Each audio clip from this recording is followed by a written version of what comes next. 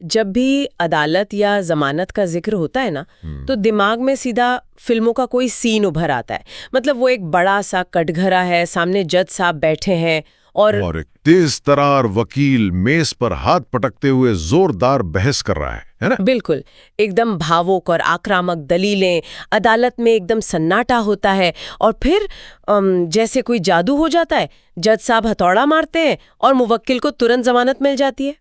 वो हथौड़े की आवाज तो फिल्मों का ट्रेडमार्क है ना? मतलब फिल्मों ने हमारे दिमाग में ये बात इतनी गहराई से बैठा दी है कि ऐसा लगता है न्याय बस एक शानदार स्पीच का मोहताज है। कोई अच्छा बोलने वाला वकील मिल जाए तो बस काम हो गया। देखिए, फिल्मों की दुनिया में ये नाटकीयता बहुत अच्छी लगती है, क्योंकि उन्हें तो 2-2.5 घंटे में कहानी खत्म करनी होती है।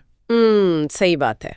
लेकिन जब असल जिंदगी की अदालतों की बात आती है ना, तो ये जो इमोशनल ड्रामा है या वकील की जो तेज आवाज है, वो शायद ही कोई काम आती है। असलियत की तस्वीर बहुत अलग है। मतलब काफी नीरस है। हाँ, काफी हद तक नीरस है।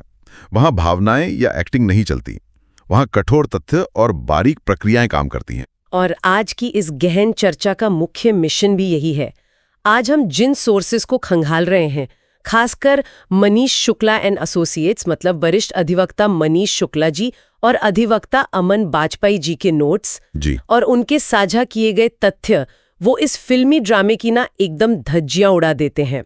आज हम यही समझेंगे कि असल जिंदगी में किसी व्यक्ति को कानूनी उलझनों से बाहर निकालने का वो गुप्त फॉर्मूला आखिर है क्या। बिल्कुल। क्या ये सच में वकील की बोलने की कला पर निर्भर है या फिर खेल कुछ और ही है? मैं बताता हूँ। असल जादू शब्दों में नहीं है, बल्कि उन पन्नों में छिपा है जिन्हें एक फाइल में बांधकर अदालत के सामने पेश किया जाता है। अच्छा। हाँ, अदालतें जज्बात नहीं सुनती, वो सबूत पढ़ती हैं।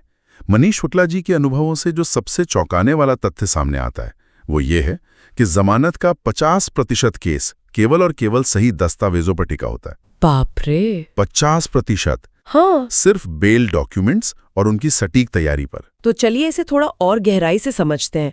50% एक बहुत बड़ा आंकड़ा है। मतलब अगर कोई इंसान ये सोचता है कि उसने शहर का सबसे महंगा या सबसे अच्छा बोलने वाला वकील कर लिया है और उसका काम हो गया, हाँ, तो वो बहुत बड़ी गलतफहमी में जी रहा है। अगर वकील की बहस का इतना कम महत्व है तो जज असल में देख क्या रहे होते हैं? इसे ना अदालतों के कामकाज के नजरिए से देखना होगा। देखिए, देश की कोई भी अदालत हर दिन सैकड़ों मामले देखती है। वक्त तो होता नहीं होगा उनके पास। बिल्कुल, एक जज के पास हर केस के लिए बहुत सीमित समय होता है। ऐसे में जब कोई वकील सिर्फ ये कहकर आश्वासन देता है कि माय लॉर्ड, मेरा मुवक्किल निर्दोष है और वो कहीं भागेगा नहीं, तो उस मौखिक वादे का उसका कोई वजन नहीं होता, कोई खास वजन नहीं होता है। अमन बाजपेयी जी बहुत स्पष्ट रूप से बताते हैं कि अगर शुरुआत में ही दस्तावेज बिल्कुल व्यवस्थित हों तो राहत मिलने की संभावना कई गुना बढ़ जाती है। जज को एक ठोस आधार चाहिए होता है जिसे वेरीफाई किया जा सके। मुझे ये ना किसी एयरपोर्ट के इमिग्रेशन काउंटर जैसा लग रहा है। Immigration counter? अच्छा, कैसे? मतलब मान लीजिए कोई इंसान इमिग्रेशन ऑफिसर के सामने खड़ा होकर कितनी भी अच्छी अंग्रेजी में बात कर ले, या कितनी भी अच्छे कपड़े पहन ले, या अपनी यात्रा की कोई बहुत भावुक सी कहानी सुना दे। अगर उसके पास सही वीजा और पासपोर्ट नहीं है ना, तो वो बैरियर पार नहीं कर सकता। एकदम सही एनालॉजी है। बहस और कहानी शायद थोड़ी मदद कर दे, लेकिन असली चाबी तो वो कागज ही है। बिल्कुल, ये इमिग्रेशन वाली बात काफी सटीक बैठती है यहाँ। अदालत के लिए वो फाइल ही उस इंसान का लीगल पासपोर्ट है। जब जज किसी फाइल को खोलते हैं ना, तो उनका दिमाग एक विश्लेषणात्मक तरीके से काम करता है। वो ये नहीं सोचते कि सामने खड़ा व्यक्ति कितना परेशान है या वकील कितनी अच्छी भाषा बोल रहा है। तो वो क्या खोजते हैं उस फाइल में? वो ये देखते हैं कि जो दावे किए जा रहे हैं, जैसे कि व्यक्ति शहर छोड़कर नहीं भागेगा, क्या उसका कोई दस्तावेजी प्रमाण फाइल में लगा है? अगर प्रमाण है तो केस आगे बढ़ेगा। लेकिन अगर वो कागज गायब है तो सबसे बड़े वकील की सबसे बड़ी बहस भी उस इमिग्रेशन बैरियर को पार नहीं करा सकती। एकदम सही। अब अगर दस्तावेज ही वो इमिग्रेशन पास या सबसे अहम चाबी है, तो सवाल ये उठता है कि इस चाबी को बनाने के लिए कौन कौन से पुर्जे चाहिए। मतलब जमानत की फाइल में आखिर होता क्या है? क्या ये सिर्फ एक आधार कार्ड की फोटोकॉपी का मामला है या इसके पीछे कोई बहुत लंबी चौड़ी लिस्ट है? ये ना पूरी तरह से इस बात पर निर्भर करता है कि मामले की प्रकृति कैसी है। दस्तावेजों की जरूरत मामले की गंभीरता के हिसाब से बदलती रहती है। अच्छा, मतलब साधारण और गंभीर मामलों में फर्क होता है? बिल्कुल। अगर हम सामान्य या कम गंभीर मामलों की बात करें तो वहाँ कुछ बुनियादी दस्तावेजों से काम चल जाता है। जैसे व्यक्ति का पहचान पत्र यानी आईडी प्रूफ, उसके स्थायी पते का प्रमाण और सबसे अहम जमानतदार के कागजात। जमानतदार मतलब श्योरिटी। हाँ, जिसे कानूनी भाषा में श्योरिटी कहते हैं। वो व्यक्ति जो अदालत को गारंटी देता है। इसके अलावा आय या संपत्ति का प्रमाण और पुलिस का रिकॉर्ड भी बुनियादी फाइल का हिस्सा होते हैं। मतलब ये तो वो चीजें जो किसी भी आम इंसान की फाइल में होनी ही चाहिए। हाँ, ये साबित करने के लिए कि वो एक वास्तविक व्यक्ति है जो समाज में कहीं ना कहीं रहता है। लेकिन जब जब मामला गंभीर हो जाता है तब अदालत का नजरिया कैसे बदलता है? यहाँ जो बात सबसे दिलचस्प है ना, वो ये है कि गंभीर मामलों में अदालत का संदेह बहुत बढ़ जाता है। अब सिर्फ पते और पहचान से अदालत को तसल्ली नहीं होती। अमन बाजपेयी जी के अनुसार जब आरोप गंभीर हो तो फाइल में मेडिकल रिपोर्ट, रोजगार यानी एम्प्लॉयमेंट से जुड़े प्रमाण, रोजगार के प्रमाण भी, जी हाँ, और चरित्र या कैरेक्टर से संबंधित साक्ष्य भी पेश करने पड़ते हैं। ये सिर्फ पहचान बताने का नहीं, बल्कि अदालत को ये दिखाने का एक तरीका है कि वो व्यक्ति समाज का एक जिम्मेदार और स्थिर नागरिक है। एक मिनट, मुझे यहाँ थोड़ा रुकना होगा। मेरे दिमाग में एक उलझन है। बताइए। और शायद ये उलझन कई लोगों को होती होगी। हाँ। मान लीजिए किसी व्यक्ति पर कोई गंभीर आरोप लगा है और वो जमानत मांग रहा है। अब अगर उसी समय वो अपना चरित्र प्रमाण पत्र या नौकरी के कागजात अदालत में पेश कर रहा है, तो क्या इसका मतलब ये नहीं हुआ कि वो जमानत के स्तर पर ही खुद को निर्दोष साबित करने की कोशिश कर रहा है? नहीं, ऐसा नहीं है। मतलब अदालत का काम तो उस वक्त सिर्फ ये देखना है ना कि व्यक्ति भागेगा या नहीं। ये सब कागजात तो ऐसा लग रहा है जैसे हम पूरा मुकदमा ही वहीं लड़ रहे हों, ये साबित करने के लिए कि मैं बहुत अच्छा इंसान हूँ। देखिए, ये उलझन बहुत स्वाभाविक है और अक्सर लोग यहीं भ्रमित होकर गलत दिशा में मेहनत करने लगते हैं। अच्छा? हाँ, जमानत के समय चरित्र प्रमाण पत्र या रोजगार के कागजात देने का उद्देश्य अदालत में निर्दोष साबित होना बिल्कुल भी नहीं है। अदालत भी उस वक्त ये तय नहीं कर रही होती कि आरोप सच है या झूठ, क्योंकि ट्रायल तो अभी शुरू ही नहीं हुआ है ना? बिल्कुल, ट्रायल तो अभी शुरू ही नहीं हुआ। तो फिर इन कैरेक्टर सर्टिफिकेट्स और एम्प्लॉयमेंट लेटर्स की असल में जरूरत क्या है? अगर निर्दोष साबित नहीं करना तो अदालत इन्हें मांग क्यों रही है? इसका सीधा सा संबंध जोखिम प्रबंधन या रिस्क मैनेजमेंट से है। Risk management? हाँ, अदालत को बस एक ही सवाल का जवाब चाहिए होता है। अगर इस व्यक्ति को आज जेल से बाहर जाने दिया गया तो क्या ये कल वापस सुनवाई के लिए आएगा या रातों रात गायब हो जाएगा? ओहो, मतलब ये भागने के रिस्क को कम करने के लिए है। बिल्कुल। रोजगार के कागजात ये साबित करते हैं कि इस व्यक्ति की एक स्थिर जिंदगी है, इसकी एक पक्की नौकरी है, एक परिवार है जिसे छोड़कर इसके भाग जाने की संभावना बहुत कम है। समझ रही हूँ। और चरित्र प्रमाण पत्र ये दिखाता है कि इसका कोई पुराना आपराधिक इतिहास नहीं है। इन कागजात से अदालत को ये तसल्ली मिलती है कि ये व्यक्ति न्याय प्रक्रिया का सम्मान करेगा। ये अपनी बेगुनाही साबित करने की नहीं, बल्कि अपनी सामाजिक स्थिरता साबित करने की कवायद है। यह बात सच में बहुत दिलचस्प हो जाती है। क्योंकि अगर मैं इस पूरी रिस्क मैनेजमेंट वाली बात को रोजमर्रा की जिंदगी से जोड़ के देखूं ना, हाँ, तो ये बिल्कुल बैंक के लोन अप्रूवल प्रोसेस जैसा लग रहा है। Bank loan? वो एनालॉजी कैसे काम करेगी यहाँ? देखिए, जब कोई इंसान बैंक से लाखों रुपए का लोन मांगने जाता है तो बैंक मैनेजर सिर्फ उसके चेहरे की मुस्कान देखकर उसे पैसे नहीं दे देता। हाँ, बिल्कुल नहीं। या उसके इस वादे पर कि मैं पैसे लौटा दूंगा उसे लोन नहीं मिलता। मैनेजर उस व्यक्ति की रिस्क प्रोफाइल चेक करता है। सही बात है। वो उसकी क्रेडिट हिस्ट्री देखता है, उसकी सैलरी स्लिप मांगता है, उसका परमानेंट एड्रेस वेरीफाई करता है। वो ये पक्का करता है कि उस व्यक्ति के पास उस शहर में रुकने और पैसे चुकाने का ठोस आधार है या नहीं। एकदम सटीक तुलना है ये। ठीक वैसे ही अदालतें स्वतंत्रता यानी जमानत रूपी जो सबसे बड़ा लोन है उसे देने से पहले दस्तावेजों के जरिए इंसान की रिस्क प्रोफाइल चेक कर रही हैं। अदालत देख रही है कि इस इंसान के रूट्स इन सोसाइटी कितने मजबूत हैं। क्या ये भागने का रिस्क लेगा? ये बहुत ही शानदार विश्लेषण है।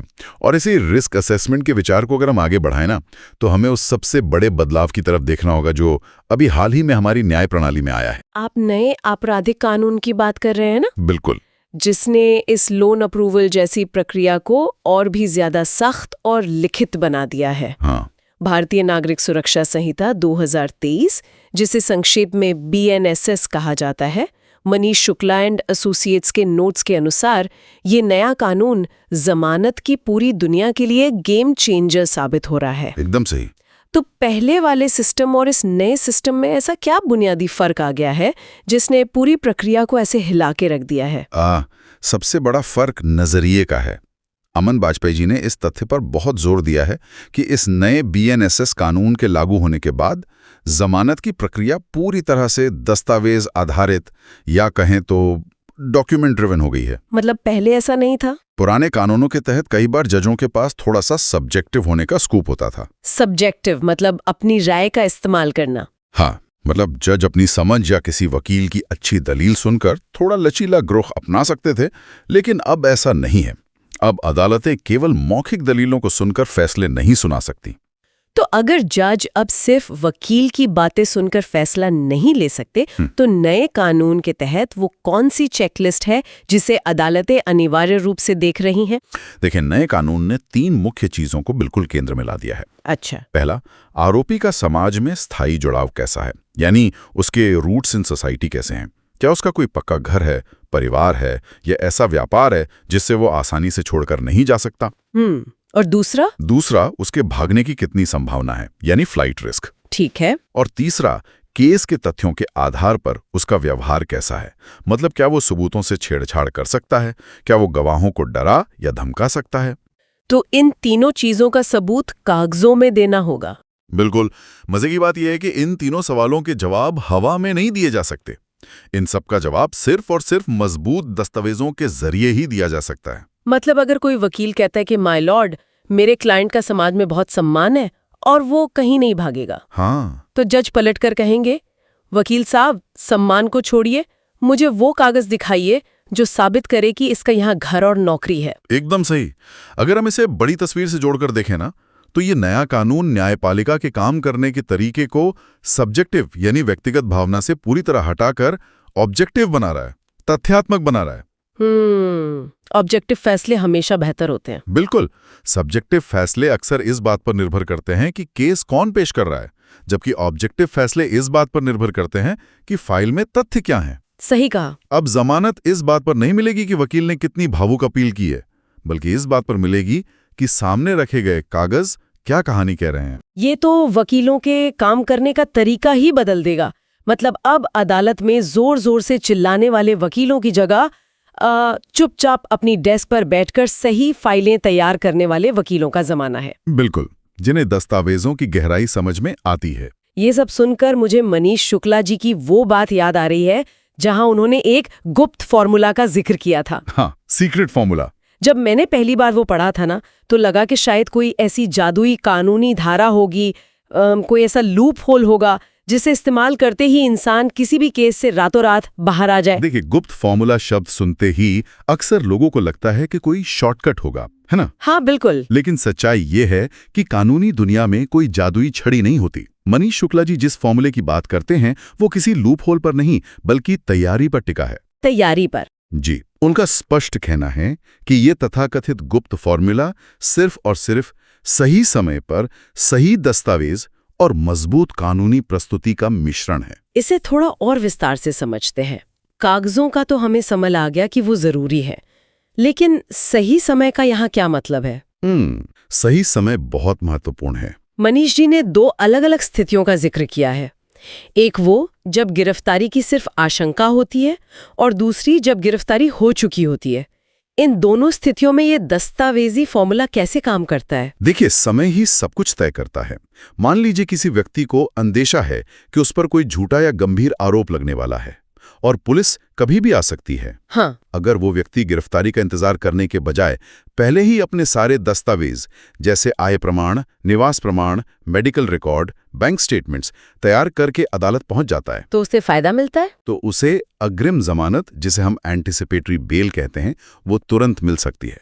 उसकी ये तैयारी, उसका ये व्यवस्थित पेपर वर्क ही उसकी सबसे बड़ी ढाल बन जाता है और पुलिस उसे गिरफ्तार नहीं कर पाती। और अगर अचानक से किसी दिन दरवाजे पर पुलिस आ जाए, मतलब बिना किसी पूर्व सूचना के गिरफ्तारी हो जाए, तब तो ये अग्रिम तैयारी का मौका ही नहीं मिलता।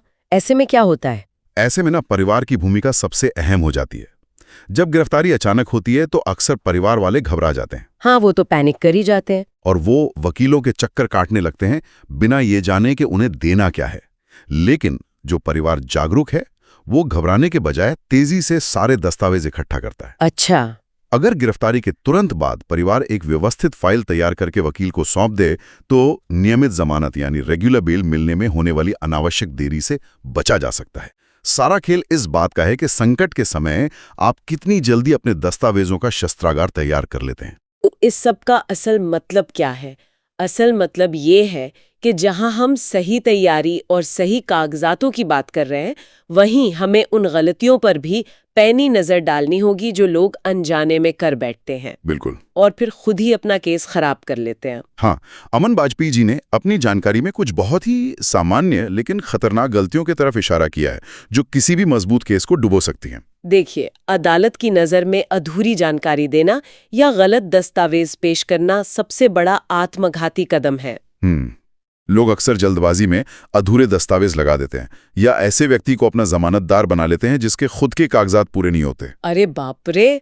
अदालत को जैसे ही किसी कागज पर शक होता है ना, वो जमानत की अर्जी को वहीं रोक देती है। मुझे उन सब में जो सबसे चौंकाने वाली और डराने वाली बात लगी वो है पते में असंगति, जिसे अंग्रेजी में हम एड्रेस डिस्क्रिपेंसीज कहते हैं। ये बहुत आम समस्या है। सोचिए, किसी व्यक्ति के आधार कार्ड पर मकान नंबर 42 लिखा है, लेकिन जब पुलिस स्टेशन के रिकॉर्ड में मामला दर्ज हुआ तो गलती से वहां 42A लिख दिया गया। हाँ। या फिर रेंट एग्रीमेंट में कोई छोटी सी स्पेलिंग मिस्टेक हो गई। देखने में ये सिर्फ एक टाइपिंग मिस्टेक लगती है जिसपे शायद हम आम जिंदगी में ध्यान भी ना दें, लेकिन इस एक हाइफन या स्पेलिंग की वजह से पूरी प्रक्रिया कैसे रुक जाती है। इस प्रक्रिया को समझना बहुत जरूरी है। जब अदालत में जमानत की अर्जी लगाई जाती है ना, तो अदालत अक्सर पुलिस से उस व्यक्ति के पते का वेरिफिकेशन करने को कहती है। ठीक है। पुलिस जब उस पते पर जाती है और देखती है कि कागजों में 42 है लेकिन असल में वो घर 42A है, तो वो अपनी रिपोर्ट में साफ लिख देती है कि पता मेल नहीं खाता या संदिग्ध है। और जैसे ही वो रिपोर्ट जज के सामने जाती है तो अदालत क्या कहती है? अदालत सीधा कहती है कि हमें इस व्यक्ति के स्थायी पते और इसकी पहचान पर संदेह है। ओहो। क्योंकि नए BNSS कानून के तहत रूट्स इन सोसाइटी साबित करना अनिवार्य है, इसलिए पते में एक छोटी सी गड़बड़ी भी उस इंसान को भारी पड़ सकती है। लोग तो सोचते होंगे कि अरे जज साहब तो समझ ही जाएंगे, छोटी सी मिस्टेक है। हाँ, अक्सर लोग यही सोचते हैं कि जज साहब छोटी मोटी स्पेलिंग मिस्टेक समझ जाएंगे, लेकिन कानूनी प्रक्रिया एकदम मशीनी तरीके से चलती है। अदालत की अपेक्षाओं के अनुरूप हर एक दस्तावेज का सत्य, स्पष्ट और एकदम सटीक होना अनिवार्य है। अगर दस्तावेजों में कोई भी विरोधाभास है तो उसकी कीमत उस इंसान को हफ्तों तक सलाखों के पीछे रहकर चुकानी पड़ सकती है। ये सच में आंखें खोलने वाला है। मतलब एक तरफ आपकी आज़ादी है और दूसरी तरफ एक छोटी सी टाइपिंग मिस्टेक, और वो मिस्टेक आपकी आज़ादी पर भारी पड़ सकती है। बिल्कुल। अगर हम आज की इस पूरी गहन चर्चा को समेटें और इसका सार निकालें तो तस्वीर बिल्कुल शीशे की तरह साफ हो जाती है। मनीष शुक्ला एंड एसोसिएट्स के इन विस्तृत अनुभवों और नए कानून के विश्लेषण से हमने जो सीखा है वो ये है कि अदालत में ड्रामा, आंसू या वकील का शोर बिल्कुल काम नहीं आता। एकदम सही। जो चीज काम आती है वो है ठंडे दिमाग से की गई पेपरवर्क की तैयारी। जमानत कोई रहस्यमय प्रक्रिया नहीं है जहां रातों रात कोई चमत्कार हो जाएगा। कोई चमत्कार नहीं होता वहां। जो व्यक्ति और उसका परिवार पहले से जागरूक रहता है, अपने दस्तावेजों को सहेज कर रखता है और कानूनी प्रक्रिया की इस बारीक भाषा को समझता है, वो कठिन से कठिन परिस्थितियों में भी जल्दी बाहर आ सकता है। यही आज की चर्चा का सबसे बड़ा सबक है। हमने जिस फिल्मी अदालत कक्ष की बात से शुरुआत की थी ना, वास्तविकता उसके बिल्कुल विपरीत है। हाँ। असली हीरो वो वकील नहीं है जो अदालत में सबसे तेज आवाज में बोलता है। असली हीरो वो सलीके से तैयार की गई फाइलों और दस्तावेजों का पुलिंदा है जो जज की मेज पे रखा होता है। बिल्कुल। वो फाइल ही एक इंसान की सबसे बड़ी, सबसे मजबूत और सबसे प्रभावशाली आवाज होती है। नया कानून अब सिर्फ कागजों की भाषा समझता है। और इसी विचार के साथ हम आज की इस डीप डाइव के अंतिम पड़ाव पर आ गए हैं। जी।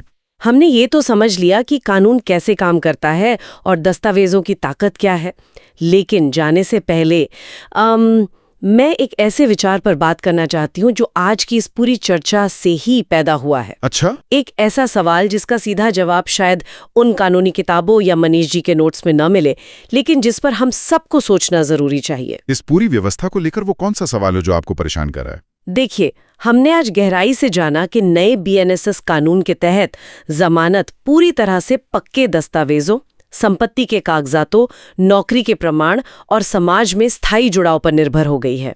हाँ, बिल्कुल। ये सब एक आम मध्यम वर्गीय या नौकरी पेशा इंसान के लिए तो ठीक है। उसके पास आधार कार्ड भी है, सैलरी स्लिप भी है और घर का एग्रीमेंट भी है।